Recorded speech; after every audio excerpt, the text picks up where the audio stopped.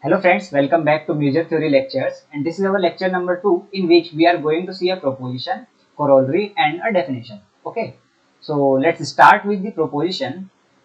Our proposition is saying that the intersection of a family of algebra is an algebra. Okay, so we will prove it. Let X be a non-empty set and collection G alpha, where alpha belongs to index, where index is some set. Okay, so collection G alpha be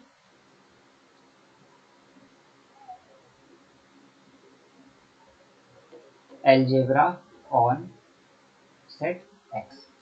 Okay, so this is our family of algebra on set X. Okay, so what we have to prove is we have to prove intersection G alpha, where alpha belongs to index, is algebra on set X. Okay, so what we are taking is all the GIs are algebra on set X for all I belongs to index, and we have to prove that their intersection is also an algebra.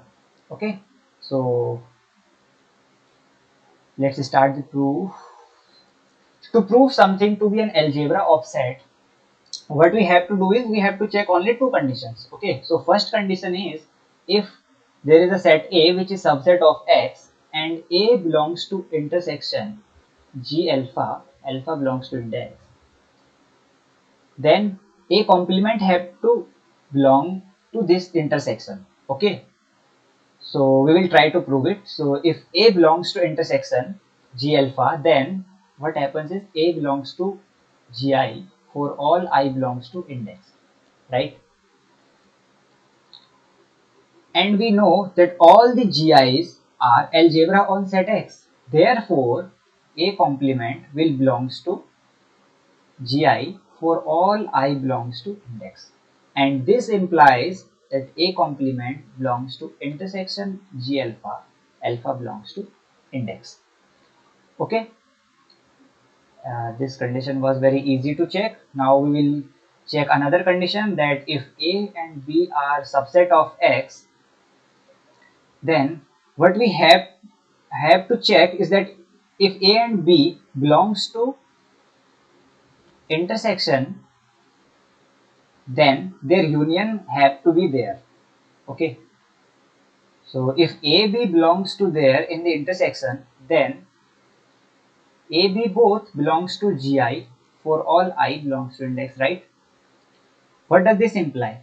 This imply that A union B belongs to Gi for all I belongs to index. Why? Because all the Gis are algebra on set X. So this implies that A union B belongs to intersection alpha belongs to index G alpha. So hence we prove that intersection G alpha is the algebra on set X. Therefore, we have proved the proposition that intersection of a family of algebra is an algebra. Okay, so we are done with the proposition. Let's move on to corollary. So what is our corollary saying? It's saying that let C be collection of subset of set X. Then there exists a unique smallest algebra A of subset of X containing C. So note here that C is not an algebra on X. Okay, we are taking a random collection of subset of set X, and we are saying that there exists a unique smallest algebra A of subset of X containing C. Okay, so we will prove it. Let's see the proof. So its proof is, first of all, let G be collection of all such algebra on set X which contain C. Okay,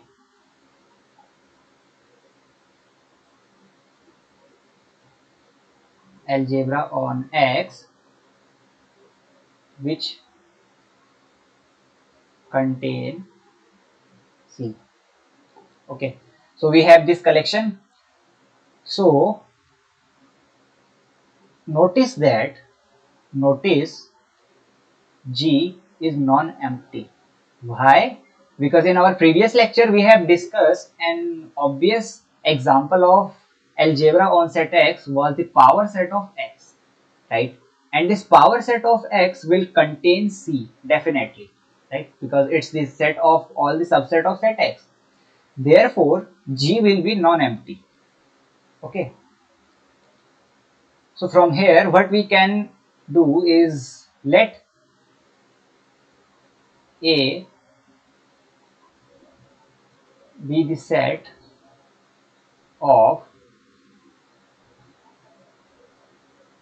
intersection of all the sets that are algebra on X and contain C. Okay, so A is the intersection of all these sets, right?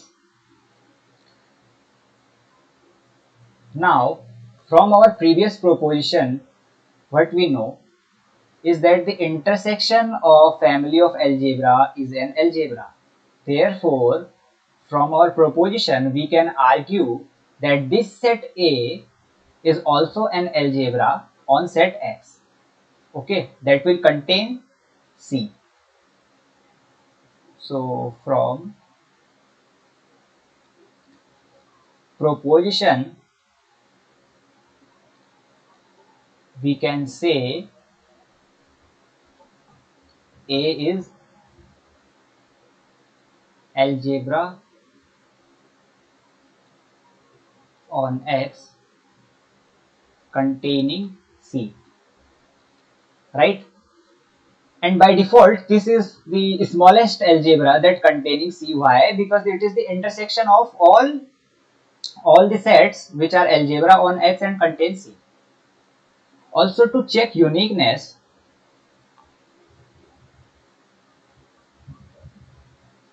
let B be another minimum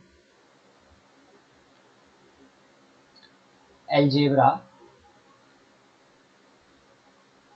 on X which contain C. Then what will happen? That B have to belongs to G, right? What was our set G? Our set G was the collection of all algebra on X which contain C, right? So B have to belongs to G,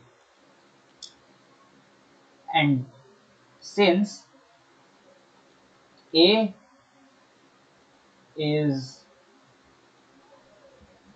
the A belongs to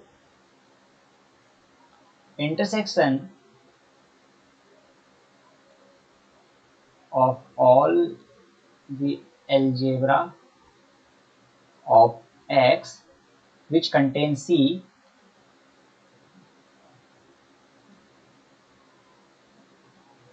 so A have to be there in B, right?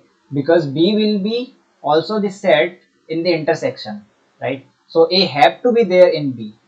Therefore, we have proved that A is the unique. Okay, so we have proved the uniqueness and the existence of the smallest algebra A of subset of X containing C. Okay, so now we are done with this corollary. Now finally we will see a definition that let X be a set and C be collection of subset of X.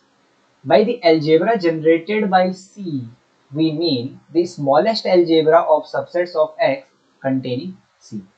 Okay, so from now in the further lectures we will use this thing, that the algebra generated by n set C. Okay, that is collection of subset of X.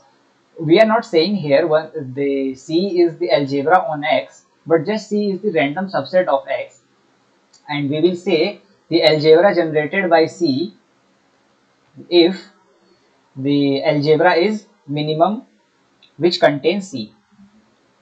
Okay, so hope you understand, and thank you for watching.